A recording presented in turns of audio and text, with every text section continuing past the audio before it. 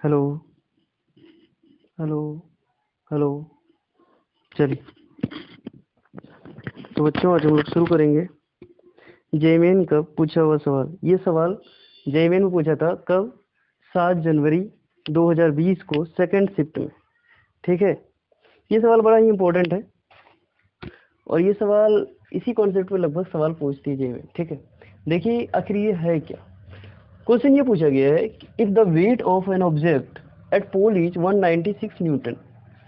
कहाँ पर? पोल पर किसी भी कोई भी ऑब्जेक्ट है जिनका वेट 196 न्यूटन है।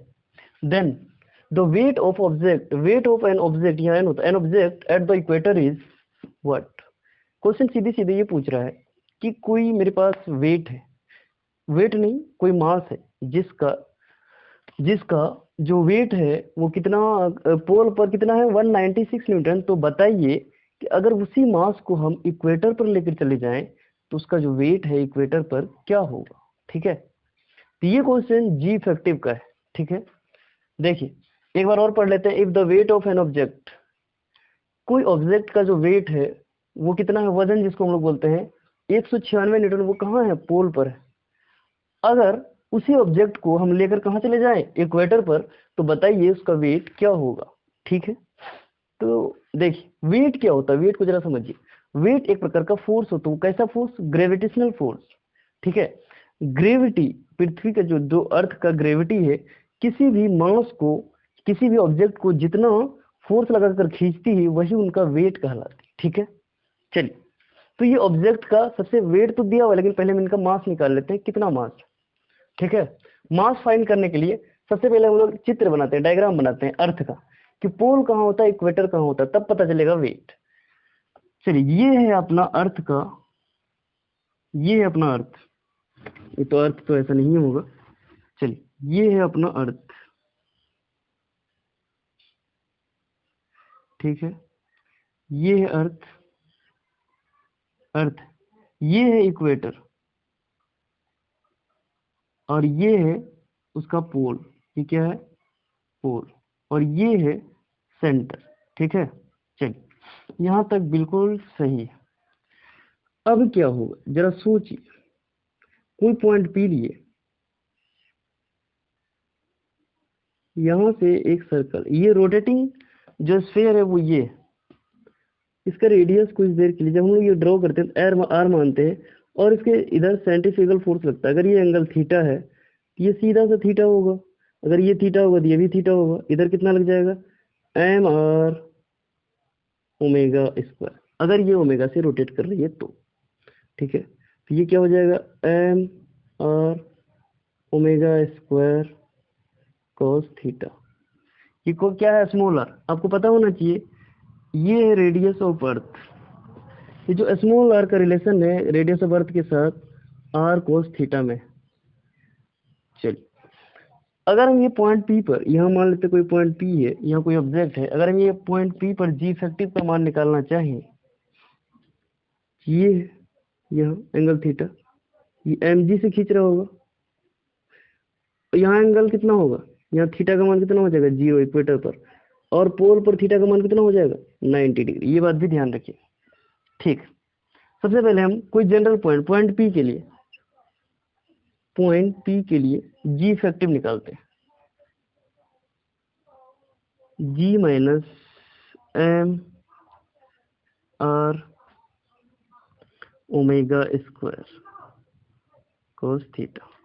ठीक है, चलिए ये कहाँ है? पॉइंट पी के लिए जी इफेक्टिव। अब हम लोग रेडियस ऑफ, ये स्मॉल आर को हटाते हैं, रेडियस ऑफ अर्थ को लाते हैं। M R omega square cos square theta, क्योंकि यहाँ आर कोस थीटा आ जाएगा, ये कोस पहले से यहाँ था, आर कोस स्क्वायर थीटा हो जाएगा। ये है जी इफेक्टिव का फॉर्मूला। अब ये जी इफेक्टिव बारी बारी से, सबसे पहले हम लोग पोल पे निकालते हैं, उसके बाद इक्वेटर पे निकालते हैं।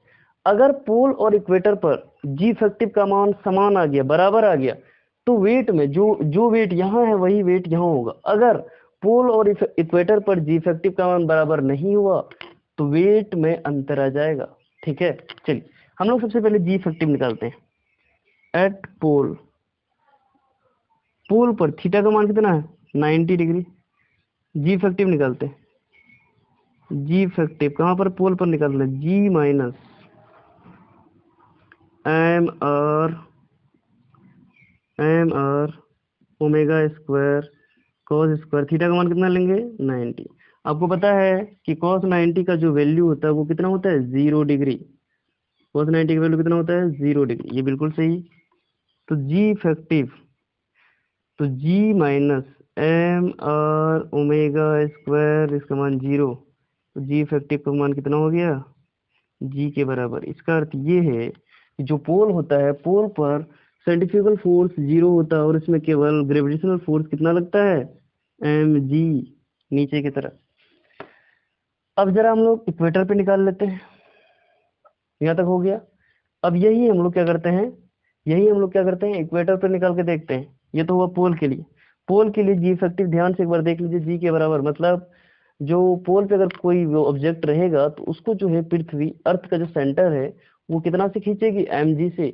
लेकिन अगर हम किसी को इक्वेटर पे ले आ जाते हैं, कोई ऑब्जेक्ट को यहाँ से मूव करके हम यहाँ इक्वेटर पे ले आते हैं, तब देखते हैं कि ये और इक्वेटर पर जो अर्थ का सेंटर है कितना ग्रेविटेशनल फोर्स लगाकर खींचती है। ठीक है, और ये बात हमेशा ध्यान में रखिएगा, जितना अधिक ग्रेविटेशनल फोर्स होगा उतना ही ज्यादा वेट होगा। ठीक है, चलिए यहाँ तक तो ठीक है। अब हम लोग इसको इरेज करते हैं।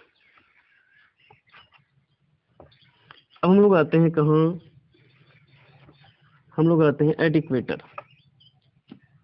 ये दो एट इक्वेटर, इक्वेटर पर थीटा का मान कितना हो जाएगा 0 डिग्री। तो यहाँ से जी इफेक्टिव क्या निकालेंगे, G minus M R omega square cos square 0, G effective G minus M R omega square 1 का square, G effective G minus M R omega square. ठीक है, तो हाँ ये कहाँ पर है इक्वेटर पर, लेकिन एक बात यहाँ ध्यान रखने वाली है, पोल पर जी इफेक्टिव का मान केवल जी आया था, पूरा पूरी जी, लेकिन यहाँ जी से कम आ रहा है। इसका अर्थ क्या है कि इक्वेटर पर जी का मान कम है। इसका अर्थ ये है कि इक्वेटर पर जो है ग्रेविटेशनल फोर्स जो होगा वो कम हो। क्यों, क्योंकि जी का मान कम है। अब दूसरी बात कि फिर ओमेगा का वैल्यू हम कहाँ से लाएंगे, ओमेगा, चलिए हम लोग जानते हैं ये एक रोटेशन के लिए फुल रोटेशन कितने घंटे में फुल रोटेशन करती है पृथ्वी, 24 आवर्स, 24 आवर्स 24 घंटा में। अगर इसको हम सेकंड में बदलें, 24 गुना 3600 सेकेंड, 1 घंटा में 3600 सेकेंड हो जाएगा। अगर यहाँ से हम ओमेगा निकालना चाहें, ओमेगा बराबर क्या हो जाएगा 2 पाई बाई टी। तो 2 पाई बाई टी का मान कितना होगा 24 गुना 3600, हो गया। ठीक है, यहाँ तक हो गया। अब आगे, यहाँ तक बिल्कुल सही है। अब आगे हम लोग करते हैं क्या क्या क्या, इक्वेटर पर और पोल पर जी का मान पता चल चुका है। अब सबसे पहले हम लोग ये जानते हैं कि इसका मास कितना है। वेट तो पता है लेकिन मास पता ही नहीं, जो ऑब्जेक्ट है ऑब्जेक्ट का क्या पता नहीं है, मास, एक्चुअल मास कितना है पता नहीं, केवल हम लोग को वेट पता है। चलिए हम लोग मास निकाल लेते हैं। सबसे पहले at equator, wait of an object, equator पर वेट ऑफ एन ऑब्जेक्ट कितना है 196 न्यूटन। इक्वेटर पर वेट कितने के बराबर होता है mg के बराबर। mg कितना है 196 न्यूटन के बराबर। m कितना हो जाएगा 196 बटे जी, और जी का मान कितना दिया हुआ है 10, तो 196 बटे 10। तो जो इसका वजन है, मास है, वो 19.6 केजी के बराबर आ गया। इतना केजी। ठीक है, यहाँ तक बात बिल्कुल सही है। इक्वेटर पर या कहीं भी उस वस्तु का जो एक्चुअल, उस ऑब्जेक्ट का जो एक्चुअल क्या था, ऑब्जेक्ट का एक्चुअल जो मास था वो आ चुका है 19.6 केजी। अब हम लोग चलते हैं पोल पर, पोल पर कितना फोर्स आखिर लग रहा है इन पे। ठीक है, चलिए इसको इरेज करते हैं, क्योंकि बोर्ड छोटा है इसलिए इरेज करना पड़ता है, एक बार ध्यान से देख लीजिए। जी इफेक्टिव सबसे पहले हम लोग दोनों का निकाले, उसके बाद ओमेगा का वैल्यू निकाल लिए, जरूरी था। उसके बाद हम लोग ये देखे कि आखिर वो ऑब्जेक्ट जो है यहाँ पोल पर, इसका तो वेट दिया हुआ है, इसका मास दिया हुआ तो है ही नहीं, मास कैलकुलेट करना पड़ेगा। मास हम लोग कैलकुलेट कर चुके हैं, कैसे? क्योंकि पोल पर जो वेट का फॉर्मूला होता है वो mg के बराबर होता है, और वेट का मान कितना दिया हुआ है? 196। वेट mg के बराबर, वेट का मान 196, और जी का मान भी दे रखा है, वो जी का मान 10 लेना है, ये क्वेश्चन कह रखा है, तो जी का मान हम लोग 10 लिए, तो मास आ गया 19.6 kg। चलिए अब हम लोग वेट निकालते हैं कहाँ पर? पोल पर, ये इक्वेटर पर, पोल पर तो दिया हुआ है। चलिए एट इक्वेटर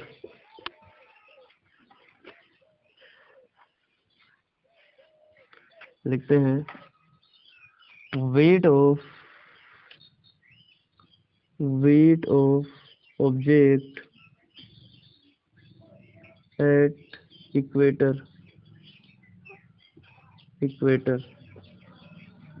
डैश बराबर क्या हो जाएगा? देखिए mg तो इधर खींच रहा है, लेकिन वो देखिए -mr omega square cos theta, ये स्मॉल आर है, ध्यान रखिएगा, ये स्मॉल आर, ये है capital R, radius of earth. Small R बराबर क्या होता है? r cos theta. तो डब्ल्यू डैश बराबर m कॉमन ले लीजिए, g माइनस, इसको कैपिटल आर में बदलिए, r omega square cos square theta, बिल्कुल सही। और आपको पता है इक्वेटर पर क्या होता है? थीटा का मान 0। तो डब्ल्यू डैश बराबर एम का मान कितना है? 19 पॉइंट, कितना वजन है? 19.6 kg। जी का मान कितना है? 10 माइनस रेडियस का मान 64 गुना 10 से पावर कितना है? 5 मीटर, और ओमेगा का मान 2 पाई बाई 24 गुना 3600 का स्क्वायर कर देते हैं। ठीक है, यहाँ तक बिल्कुल सही। गुना cos स्क्वायर 0 डिग्री, यहाँ तक बिल्कुल सही है। डब्ल्यू डैश बराबर 19.6, 10 माइनस 64 गुना 10 से पावर 5, 2 पाई बाई 24 गुना 3600 का स्क्वायर गुना 1 का स्क्वायर। डब्ल्यू डैश बराबर 196.6, 10 माइनस 64 गुना 10 से पावर 5 गुना 4 पाई स्क्वायर बटे 24 गुना 3600 का स्क्वायर, और कुछ नहीं। जब इसको कैलकुलेट करेंगे तो ये आएगा 195.33 न्यूटन। ये मेरा कैलकुलेट, हम लोग पहले से कैलकुलेट करके रखे हैं, जब आप इसको कैलकुलेट कीजिएगा तो इतना ही आएगा। देखिए ये कहाँ पे है? इक्वेटर पर। और कल्पना कीजिए पोल पर कितना वजन है? पोल पर देखिए 196 न्यूटन, और इक्वेटर पर देख लीजिए 195.33। ऐसा क्यों हुआ? क्योंकि इक्वेटर पर जो है एक्स्ट्रा सेंट्रीफ्यूगल फोर्स लग गया, बाहर की तरफ खींच रहा था, वजन को घटा रहा था। ठीक है, इसीलिए इक्वेटर पर जो है वजन थोड़ा सा कम हो गया। तो जेमेन में अगर ऐसा है कि अगर मान लीजिए पोल पर वेट इतना है, और बताइए इक्वेटर पे कितना होगा, तो हमेशा याद रखिएगा इक्वेटर पे वजन घट जाएगा। इक्वेटर पर किसी का कोई भी, चाहे कोई भी ऑब्जेक्ट रहे, पोल पर जितना भी वेट है उससे कम ही वेट इक्वेटर पर होगा, due to extra centrifugal force. क्योंकि इक्वेटर पर सेंट्रीफ्यूगल फोर्स मैक्सिमम होता है, और पोल पर सेंट्रीफ्यूगल फोर्स मिनिमम, मतलब लगभग जीरो के बराबर है, अप्रोक्स। अप्रोक्स क्या है? इक्वल टू भी जीरो ले सकते हैं, जीरो ही होता है। थीटा का मान 90 डिग्री, तो cos थीटा जीरो हो जाएगा, पूरा सेंट्रीफ्यूगल फोर्स जीरो के बराबर होता है। ठीक है, धन्यवाद। तो आज हम लोग यही समाप्त करते हैं, और आने वाले दिनों में हम लोग शुरू करेंगे 11th का फिजिक्स, जिसमें हम लोग पहला चैप्टर शुरू करेंगे मैथमेटिकल टूल्स, है ना, 11th का फिजिक्स। और उसके बाद 12th का फिजिक्स में हम लोग शुरू करेंगे इलेक्ट्रोस्टैटिक्स, जिसमें इलेक्ट्रिक फील्ड देखेंगे। ठीक है, तो सबसे पहले हम लोग उसमें चर्चा करेंगे चार्ज के बारे में, और कैसा चार्ज? स्टैटिक चार्ज, रुका हुआ चार्ज के बारे में। ठीक है, तो धन्यवाद, आज हम लोग यही समाप्त करते हैं। अगर वीडियो थोड़ा सा भी अच्छा लगा हो और आपको मदद मिला हो इनसे, तो चैनल को सब्सक्राइब करें और लाइक भी करें, और अपने दोस्तों को भी शेयर करें ताकि उनको भी मदद मिल सके। धन्यवाद।